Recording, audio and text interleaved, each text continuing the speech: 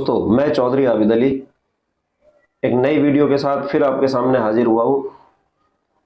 दोस्तों, हमारे देश में आंदोलनों का दौर जारी है। देश के हर कोने में, हर हिस्से में आंदोलन हो रहे हैं सरकार की गलत नीतियों के खिलाफ। कहीं किसान आंदोलन कर रहे हैं, कहीं छात्र आंदोलन कर रहे हैं, कहीं बेरोजगार युवा आंदोलन कर रहे हैं, तो कहीं मजदूर आंदोलन कर रहे हैं। और सबसे बड़ा अहम रोल सरकार की नाकामियों को छुपाने का वो हमारे देश की मीडिया कर रही है। इतने बड़े बड़े आंदोलन देश के अंदर हो रहे हैं, लेकिन मीडिया का कोई भी चैनल किसी भी आंदोलन को नहीं दिखा पा रहा है। एक किसानों के आंदोलन को तो दिखाया जा रहा है, लेकिन उस आंदोलन में भी किसानों को ही गलत ठहराया जा रहा है और किसानों पर ही आरोप जड़ दिए जा रहे हैं कि किसान गलत कर रहे हैं, किसानों का आंदोलन सही नहीं है। इस देश में जो बीजेपी है वो और उसका आईटी सेल एक ऐसा माहौल पैदा कर चुका है कि अगर किसान आंदोलन करे तो वो खालिस्तानी है, आतंकवादी है। मुसलमान अगर आंदोलन करता है तो वो पाकिस्तानी है, जिहादी है। एक धर्म के नाम पर आंदोलनों को भी धर्म के नाम पर बांट दिया गया है। यहाँ अगर कोई भी आंदोलन करेगा तो उसको धर्म का चश्मा पहनाकर उस आंदोलन को गलत साबित कर दिया जाता है। दोस्तों, मैं ये एक कटाक्ष नहीं कर रहा हूं किसी पर, मैं किसी पर कोई टिप्पणी नहीं कर रहा हूं, लेकिन हमारे देश के युवा जो आईटी सेल और जो व्हाट्सएप यूनिवर्सिटी से ज्ञान लेकर आते हैं, आज उन्हीं युवाओं को ये बीजेपी सरकार भारी पड़ रही है, क्योंकि ये युवा ही बीजेपी की नीतियों को सही ठहरा रहे थे। लेकिन आज इन युवाओं पर जब खुद पर ये बात बनी है तो इन युवाओं को सरकार की गलतियों का एहसास हो रहा है और अब ये युवा सरकार की गलत नीतियों के खिलाफ उत्तर प्रदेश में धरने पर बैठे हुए हैं। उत्तर प्रदेश के लखनऊ और प्रयागराज में बहुत बड़ा छात्रों का एक धरना चल रहा है। अभी आपको मालूम होगा कि आरओ और एआरओ की परीक्षा का जो पेपर लीक हुआ था, उस पेपर को दोबारा री एग्जाम कराने के लिए छात्र धरने पर बैठे हुए हैं। लेकिन आज योगी की पुलिस ने उन छात्रों पर लाठीचार्ज किया है। छात्रों को बल प्रयोग के द्वारा वहां से खदेड़ा जा रहा है। ऐसे में इन छात्रों को आप क्या कहेंगे? क्या बीजेपी आईटी सेल वाले इन्हें भी आतंकवादी कहेंगे? दिल्ली के अंदर बहुत बड़े प्रदर्शन चल रहे हैं ईवीएम के खिलाफ। कई विपक्षी पार्टियां, वकीलों का समूह आंदोलन कर रहा है ईवीएम के खिलाफ। क्या वो लोग भी देशद्रोही हैं? क्या वो लोग भी आतंकवादी हैं? जो सरकार के खिलाफ आंदोलन करेगा, जो सरकार की गलत नीतियों के खिलाफ आंदोलन करेगा, अपने हक की आवाज उठाएगा, क्या इस देश में उसे आतंकवादी, खालिस्तानी, पाकिस्तानी के नाम से बुलाया जाएगा?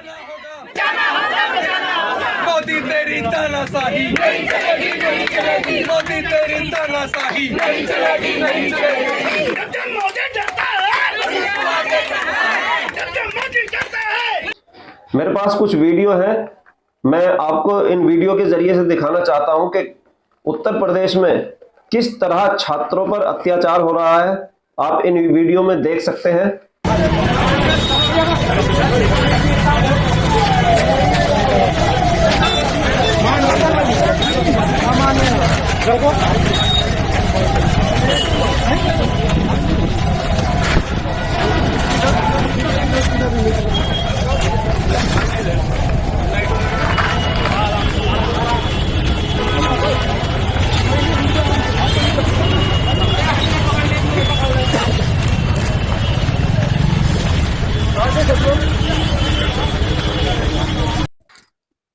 आप देख सकते हैं एक पुलिस वाला है, ये किस तरीके से एक छात्र की पिटाई कर रहे हैं और छात्र का मोबाइल छीनकर अपनी जेब में रख लिया है।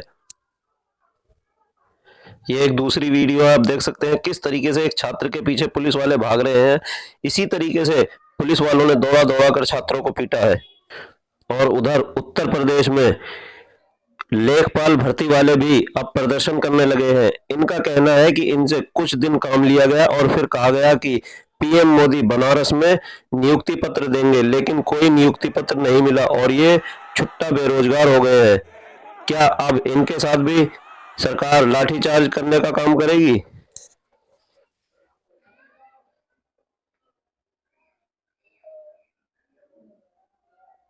उधर हरियाणा पंजाब के शंभू बॉर्डर पर डब्ल्यूटीओ कॉरपोरेट घरानों मोदी, खट्टर और अंबानी अडानी का पुतला किसानों द्वारा फूंका गया।